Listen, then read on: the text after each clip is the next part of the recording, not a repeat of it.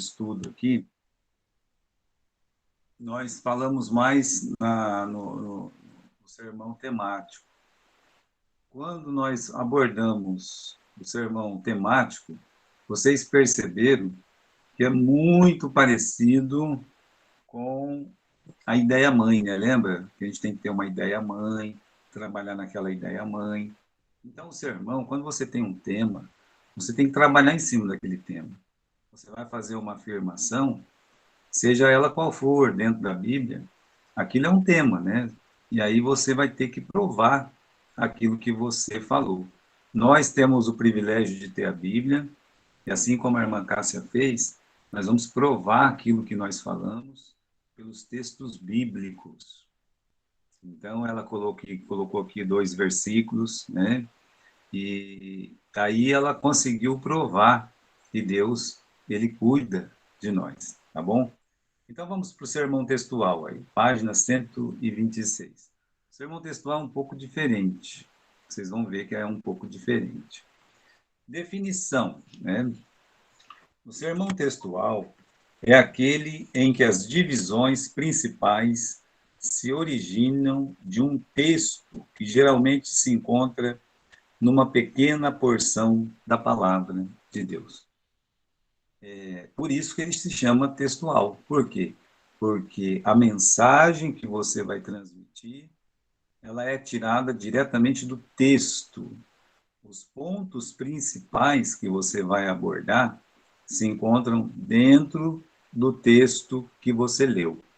Então, aqui, continuando, em outras palavras, as ideias principais do sermão se encontram dentro do texto escolhido pelo pregador. Ao contrário do que alguns ensinam, devemos ser cautelosos quando mencionamos o limite exato para o tamanho da porção do texto escolhido. Tem gente que fala assim: você tem que escolher um versículo só e achar os pontos principais, pelo menos 3 pontos principais naquele versículo, e aí você vai fazer um sermão textual. Mas isso aí não é, a verdade, não. É parcialmente verdade. Por quê? Você pode sim, por um versículo só, encontrar todos os pontos do seu sermão. Mas às vezes tem pessoas que vai pegar um capítulo, tem pessoas que vai pegar um texto maior do que um capítulo. Eu lembro uma vez que o pastor Epitácio estava pregando e ele falou sobre os 3D do Sansão, sabe? Eu lembro que um dos D, ele desceu, sabe? Tem outros D lá, né? E vocês sabem que a história de Sansão, ela começa no capítulo 13, aí ela vai acabar só no capítulo 16. Então, são 4 capítulos ali, 13, 14, 15, 16. São 4 capítulos na história do Sansão, e ele fez uma mensagem textual, sim. Por quê? Porque ele pegou os pontos principais do personagem, e aí, então, ele conseguiu fazer uma mensagem textual, tá? Vamos continuar aqui. Ao contrário do que alguns ensinam, devemos ser cautelosos, né? Quando mencionamos o limite exato para o tamanho da porção do do texto escolhido. Este pode ser uma linha, um versículo ou até um capítulo. Depende do tamanho do seu texto. Parece estranho dizer isso, mas é mais coerente com o plano de Deus. Por quê? Porque a Bíblia, ela não foi escrita em versículos e capítulos, mas ela foi escrita como um todo. O conselho de James Braga, que é o autor conhecido de um livro de oratória bíblica, é muito importante, né? Quando ele diz: para o nosso propósito, limitaremos o texto do esboço textual a um máximo de 3 versículos. Mas isso é que ele está dizendo, não é que é assim. Ele está dizendo bem claro: ó, para o propósito, limitaremos. Então, a pessoa pode, né, em um versículo, encontrar o todo da sua mensagem, às vezes um pouquinho mais de versículos. O James Braga diz assim, que olha, se você conseguir fazer isso em 3 versículos, fica mais fácil para você manter, né, o seu auditório em atenção. Qual que é a vantagem? Né? Por ser puramente bíblico e de fácil compilação, é a forma preferida de muitos pregadores que estão familiarizados com o texto. Então, tem alguns pastores que conhecem muito textos da Bíblia, e aí então eles fazem as mensagens textuais. Pegam lá aquele versículo e encontram três verdades naquele versículo e transmite para a sua igreja. Não é raro ver pastores pregando esse tipo de mensagem, né, de sermão, quando são pegos de improviso. Praticamente não temem pregar, mesmo porque no próprio texto ele encontra as divisões principais. O exemplo aqui, irmãos, simples, né? Isso foi tirado do livro do G.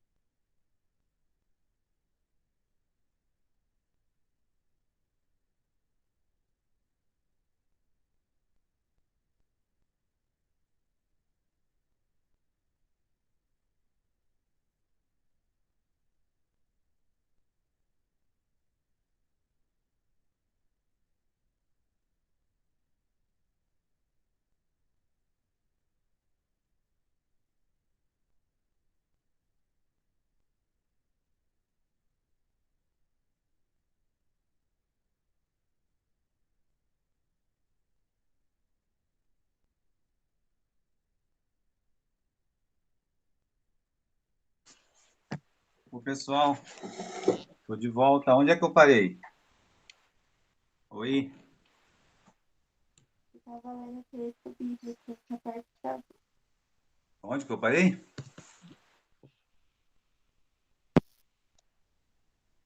Bíblia, nessa parte que travou. Tá, eu falei de Esdras já. Não. Começou ali, ó, parou em um exemplo simples, James Braga. Ah, sim. Então tá certo. Vocês me desculpem, pisei aqui no negócio da internet. Aí caiu a internet, todo mundo aqui, né? Então, ó, num exemplo simples, James Braga desenvolveu o texto de Esdras 7:10. Então, eu vou ler de novo o texto de Esdras 7:10, tá? Eu já li, mas né, eu acho que vocês não viram porque eu pisei aqui.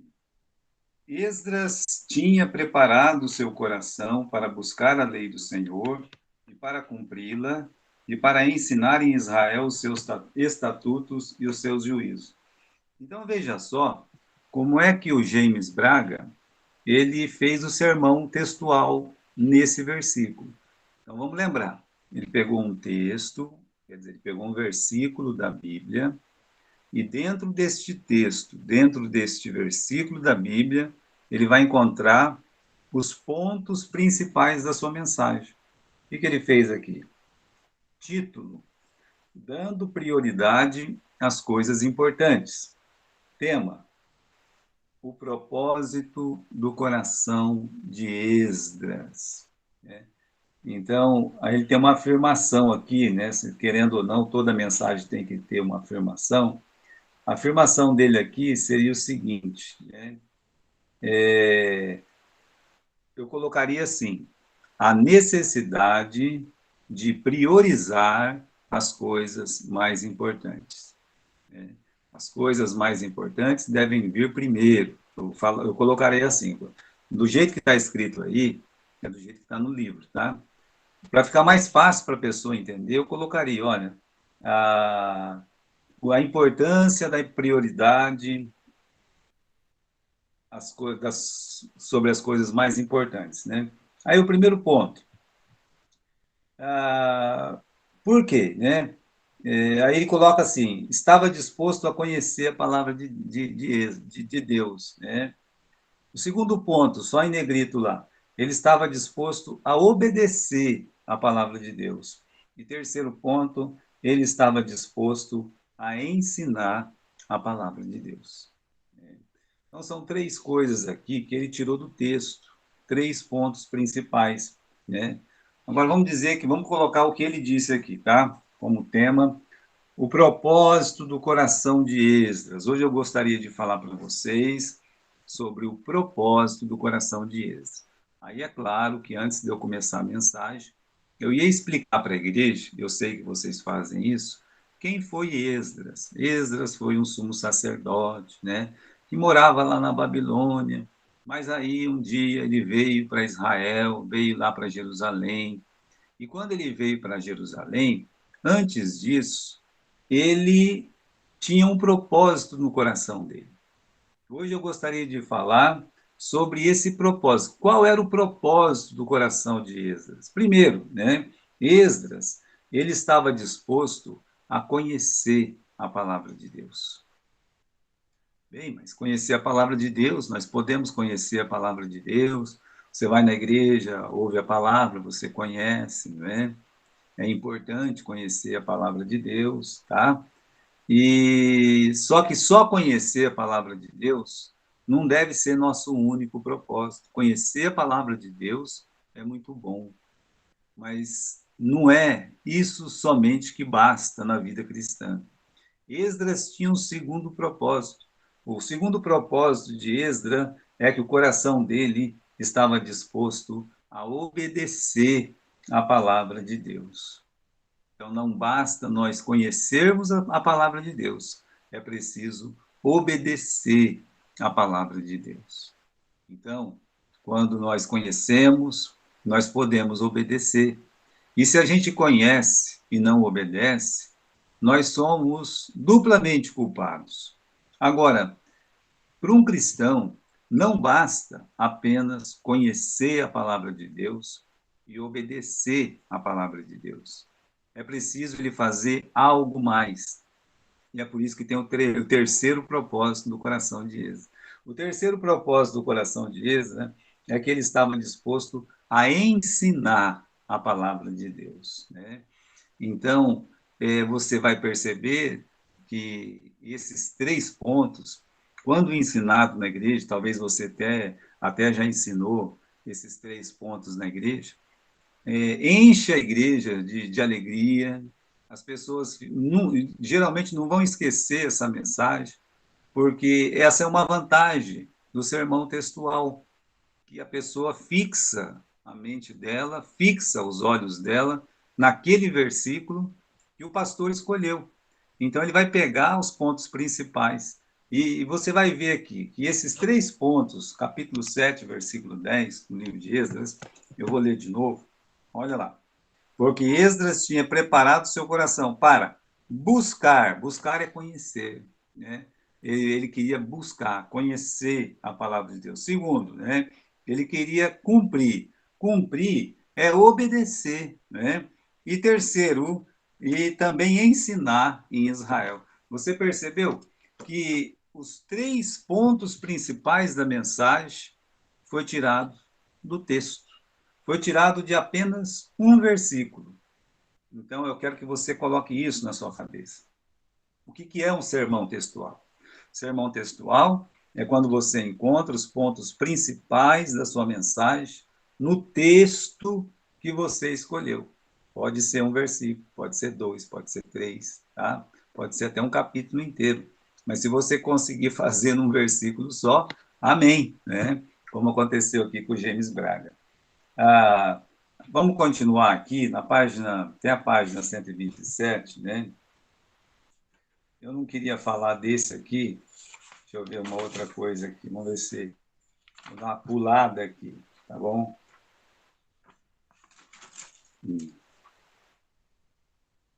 Tá. É que, na verdade, tem uma mensagem descritiva aqui e eu não queria trabalhar ela. Eu não sei se você tem caneta, se você tem um papel aí, mas eu queria que você marcasse algumas coisas, né? Para a gente continuar falando desse sermão textual. E vai ficar fora agora, nós não vamos olhar para a apostila. Então, se você tem um papel aí, enquanto eu estou falando aqui, você pegue um papel, pegue uma caneta e marque aquilo que eu vou te falar, tá bom? Aliás, é até muito fácil, né? Você, por exemplo, pesquisar na internet sobre o sermão textual, exemplos de sermão textual. Aí você vai ver como é simples, né? Essa forma de fazer uma mensagem é uma forma muito simples e muito elucidativa, muito educativa, muito pronta para fazer com que a igreja cresça espiritualmente. Então, é um bom tipo de fazer mensagem, tá? Agora, o próximo versículo não está aí na nossa apostila, mas eu queria que você abrisse, se você tem a sua Bíblia. É Salmo capítulo 37 e versículo 5. Então, o que nós temos lá? Salmos capítulo 37 e versículo 5. Né? Vamos em Salmo 37, 5. O que está escrito lá? Talvez você conheça esse versículo decorado, né? Entrega o teu caminho ao Senhor, confia nele e ele tudo fará. Muito bem. Então, vamos pegar os três pontos principais desse versículo. Entrega o teu caminho ao Senhor, confia nele e o mais ele fará. Como é que alguém fez o esboço? Isso aqui é tudo copiado, tá? Como é que alguém fez o esboço? Ele colocou assim: os três estágios da vitória. É assim que ele colocou. Os três estágios da vitória. Esse é o tema dele. Ele vai falar: meus irmãos, hoje eu quero falar para vocês, hoje eu quero pregar para vocês sobre os três estágios da nossa vitória espiritual. Né? Entrega o teu caminho ao Senhor, confia nele e o mais ele fará. Né? Então, qual que é o primeiro estágio? Ele colocou aqui: nós devemos entregar, né? Entregar o nosso caminho. Então, se você quer ter vitória na sua vida, se você quer ser um crente vitorioso, você tem que aprender a entregar o seu caminho. O que é isso, né? Entregar o caminho é entregar a nossa vida, é entregar os nossos anseios, é entregar os nossos problemas, é entregar nossas dores, é entregar as nossas preocupações. Então, entrega o teu caminho. O primeiro ponto é entregar. Ele está lendo o versículo, você está lendo junto com ele, ele está falando. O primeiro ponto é entregar. Deus está dizendo aqui, entrega o teu caminho, né? O segundo ponto é confia, ó, entrega o teu caminho ao Senhor, confia nele. Então você vai ensinar para a igreja, né? Olha, irmãos, quando nós entregamos o nosso caminho ao Senhor, nós precisamos aprender a confiar, né? A ter fé, precisamos confiar nele. Nele quem? Confiar em Deus. Então, aprender a depositar a nossa fé. Fé é confiar, fé é acreditar, fé é o firme fundamento das coisas que se espera e não se vê. Então, eu tenho que entregar, mas eu tenho que confiar, não posso entregar duvidando, eu tenho que entregar confiando. Se eu coloquei na mão de Deus, então Deus é Ele que tem que fazer. Eu tenho que confiar, como colocou a nossa irmã Cássia em Efésios, né? Como é que é o texto lá? Que Deus faz mais do que nós pedimos ou pensamos. Não é isso mesmo, irmã Cássia? Então, fé é isso, fé é você acreditar que Deus está fazendo mais do que você pede, mais do que você imagina. Esse é o segundo ponto, escolhido aqui pelo pregador, né? Então, primeiro ponto, entregar o nosso caminho. Segundo ponto, confiar nele, Deus. Nele é Deus, né? E terceiro ponto, descansar. Quando às vezes nós confiamos, a nossa mente ainda fica agitada. Eu tenho fé, mas a minha vida fica agitada. É uma fé tipo de Gideão, sabe? É uma coisa agitada, é uma coisa, sabe? Velo de água, água sem velo, água, é aquela coisa toda atrapalhada. Mas nós devemos aprender a descansar, né? Por quê? Porque ele vai fazer tudo. Ele tudo fará. Eu vou entregar o meu caminho, eu vou confiar em Deus. Por quê? Porque Ele vai fazer. Ele prometeu que vai fazer o melhor. Ele até fala lá em Isaías, né? Os meus pensamentos não são como os vossos pensamentos. Então, os pensamentos de Deus são bem maiores que os nossos. São mais corretos que o nosso. Aquilo que para nós parece estar dando errado, parece que não é certo, parece que vai acabar ou que não vai acabar, parece que Deus não está ouvindo, Deus não está atendendo, parece que está demorando, como aconteceu com Abraão e Sara, mas Deus, ele sabe o tempo correto. Como diz lá no livro de Eclesiastes, tem um tempo para todo o propósito debaixo do sol. Esse tempo é o tempo de Deus, não é o nosso, tá? É o tempo de Deus. Então nós devemos confiar em Deus, tá certo? Então repare bem que ele tirou esses 3 pontos. Eu vou repetir para você escrever aqui, né? Os 3 estágios da vitória. O primeiro estágio é entregar, o segundo estágio é confiar, o terceiro estágio é descansar, descansar em Deus, ter paz mesmo no coração, né? Veja aí que, normalmente, as ideias são bem visíveis no texto. Você reparou? Né? Que é bem clara a ideia no texto. Entregar, confiar, descansar, está tudo escrito no texto. Né? E isso ajuda o ouvinte a te acompanhar. Quando você tem essa facilidade, você dá facilidade para ele te acompanhar também.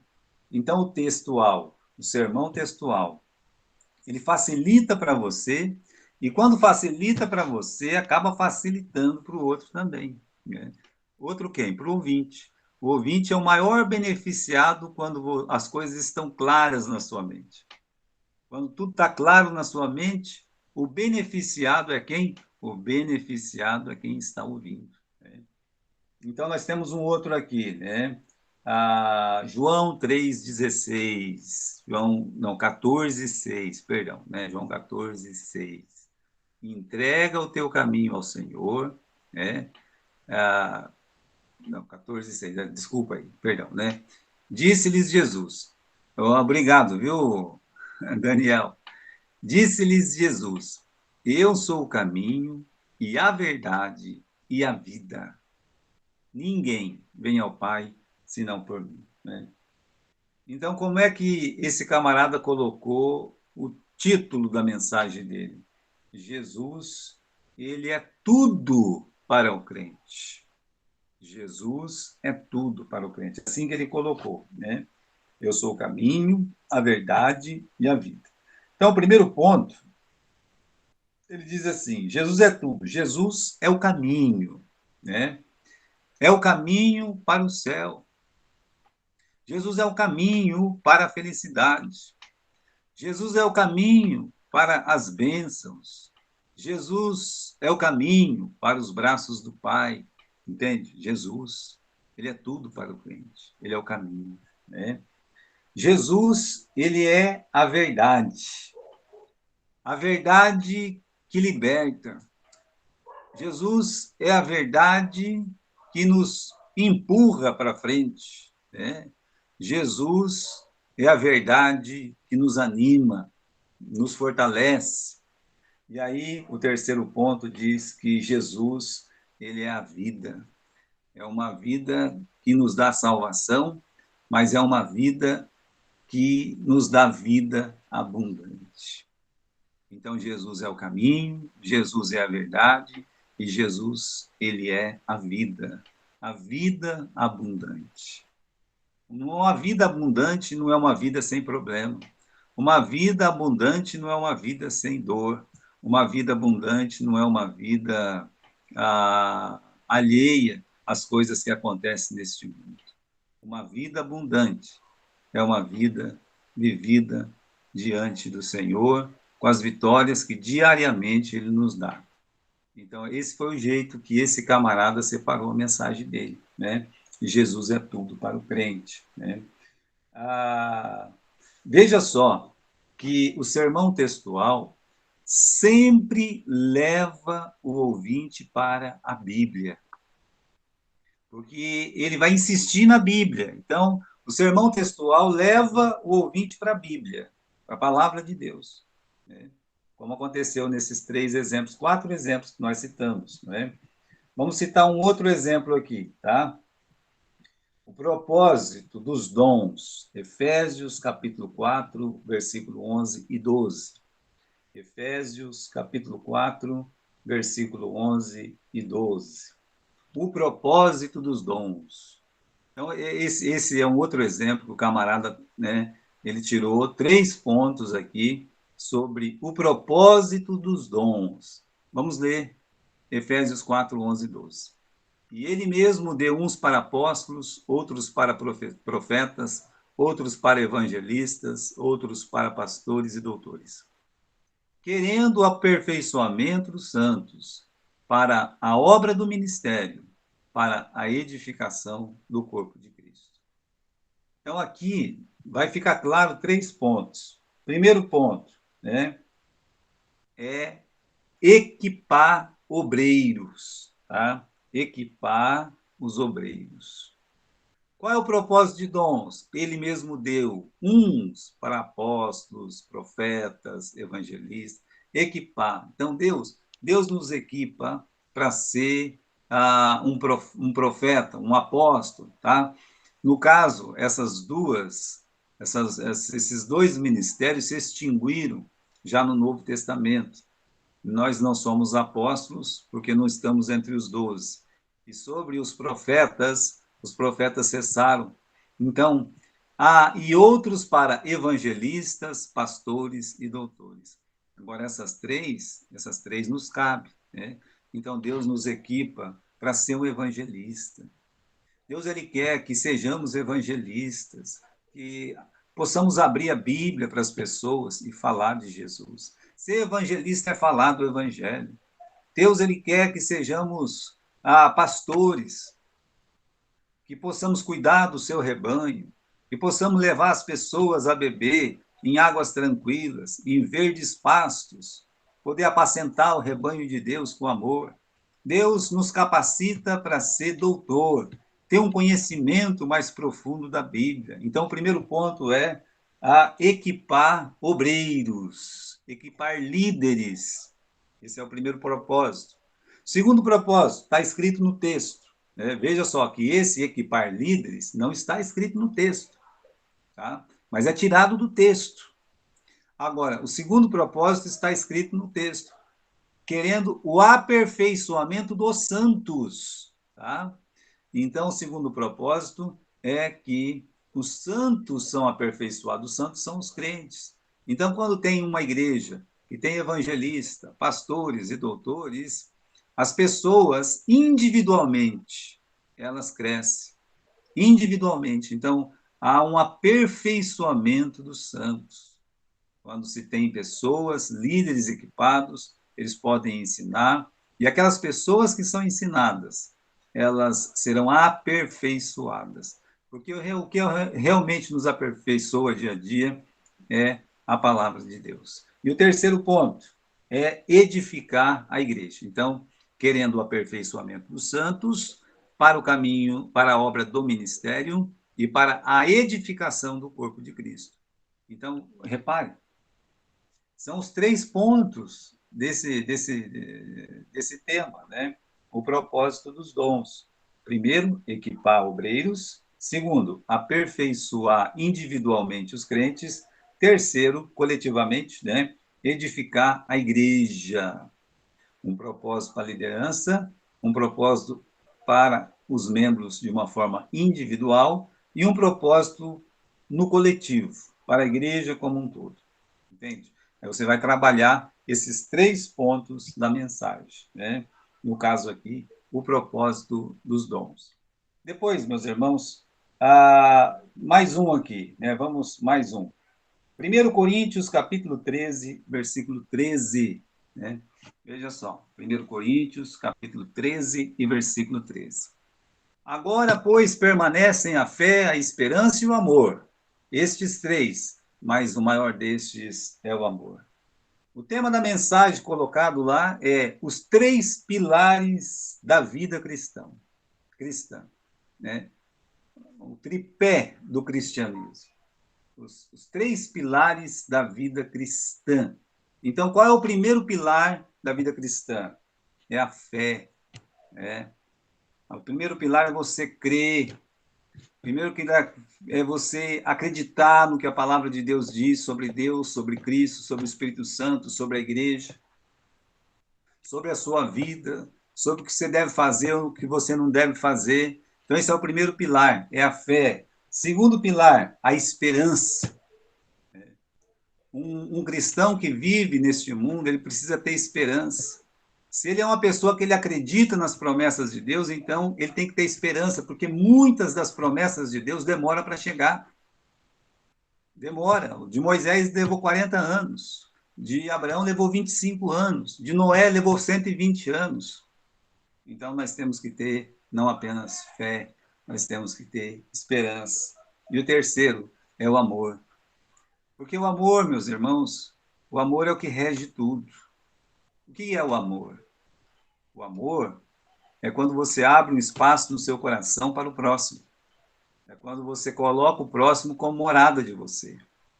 Quando ele passa a ser importante na sua vida. Então, ele está lá. Amai o próximo como a ti mesmo. Porque você já pensa em você. Você sabe que tem que comer, que você tem que tomar banho, que você tem que, né? Mas quando nós amamos o nosso próximo, nós abrimos uma parte do nosso coração para receber essa pessoa dentro de nós queremos que ela coma, nós queremos que ela seja feliz, nós queremos que ela tenha as coisas, entenderam? Então, esses são os 3 pilares da vida cristã. E foi tirado do texto, muito fácil, né? Veja como é fácil o sermão textual. Veja como ele é bem mais simples até do que o temático, né? O temático você fica quebrando a cabeça lá. O textual, o tema já está ali, né? Está claro para você, está no texto. E por último, irmãos, para a gente poder encerrar aqui, é João capítulo 10 e versículo 9. Né? Tem um folhetinho que se chama A Porta. Eu fiz esse folhetinho quando eu tinha 19 anos de idade. E lá em Galha, eu usei muito esse texto em Galha, né? E o pastor Calvino uma vez disse, eu estou fazendo folheto, você não tem uma mensagem de folheto? para mim? Eu falei, tenho uma que eu uso lá em Galho. E aí eu mandei para ele aquele folheto que se chama A Porta, né? E nesse folheto, meus irmãos, eu lembro que o pastor Calvino disse assim, olha, esse folheto é o que mais vende, porque ele vendia folheto para o pessoal, mas a preço de custo, né? Aí eu via os outros que o pessoal tinha escrito, era muito complicado. Então, se você vai dar um folheto para uma pessoa ler, a pessoa vai ficar 2 minutos lendo. Então, não pode ser uma coisa complicada. Mas eu lembro, né, que tinha alguns pontos nesse folheto. A porta, né? Ela está aberta. João 10, 9. Eu sou a porta. Se alguém entrar por mim, salvar-se-á. Entrará e sairá e achará pastagem, né? Então, tem mais pontos, mas vamos colocar 3 pontos aqui nesse texto, tá? Primeiro texto. Essa porta está aberta. Por quê? Porque a pessoa pode entrar, se alguém entrar, né? Entrar, ele entrará, ele sairá. Então, essa porta, primeiro, ela está aberta. Segundo, por quê? Porque às vezes a porta está fechada. Você pode até dizer para as pessoas quantas vezes a gente vai num lugar que a porta está fechada. Às vezes você vai na prefeitura, já é quase 4 horas, quando você chega lá é 4:01, a porta já está fechada. Ou seja, não é toda a porta que fica aberta o tempo todo. A porta da sua casa você fecha quando vai dormir. A porta da escola se fecha também. A porta do trabalho se fecha. Mas essa porta, que é Jesus, ela está sempre aberta. Segundo, né? Ela está aberta para quem? Para todos. Se alguém pode ser eu, fui eu. Alguém pode ser o meu vizinho, alguém pode ser você. Então essa porta, ela está aberta para todos, para pobres, para ricos, para sãos e doentes, para pessoas cultas, para aqueles que nem sabem ler. Esta porta está aberta para todos. Terceiro ponto, esta porta tem um destino. O seu destino é o céu. Então, a porta da minha casa entra para a minha casa. A porta da escola entra para a escola. A porta do trabalho entra para o trabalho. Mas essa porta que é Jesus entra para o céu, onde você encontra pastagem, onde você encontra liberdade. Veja só. Tudo que nós falamos foi tirado da onde? Foi tirado de apenas um versículo. Então, o sermão textual tira os pontos principais daquele versículo que você escolheu. Tá certo? Alguma pergunta aí? Alguém tem alguma pergunta? Não. Pastor, foi mais ou menos igual da mensagem de Ruth que eu mandei para o senhor, né? Que eu tirei os Exatamente. pontos tudo lá daquele capítulo, né? Exatamente, Cássia, é verdade, né? Eu tinha me esquecido disso aí, né? Mas você viu, Cássia, como é mais fácil o sermão textual? Sim, é bem mais fácil mesmo. Então, o que eu vou pedir para vocês, né? Eu vou pedir para vocês, na semana que vem, ter uma tarefa de um sermão textual. Olha, pode ir na internet, pesquise na internet, né? E você vai encontrar uma abundância. Eu pesquisei rapidamente hoje, encontrei um monte de exemplos. E eu queria que você pesquisasse também, vocês todos, para vocês verem como é fácil, né, esse jeito de fazer uma mensagem, né? Alguém tem mais alguma pergunta? Ok. Então, pessoal, nossa aula hoje está chegando ao fim. Que Deus possa abençoar vocês, tá bom?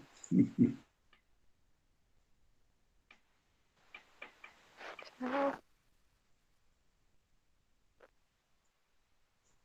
Boa noite, pastor. Boa Deus noite, Cassim. abençoe. Deus abençoe você. Boa noite, Daniel. Deus te abençoe.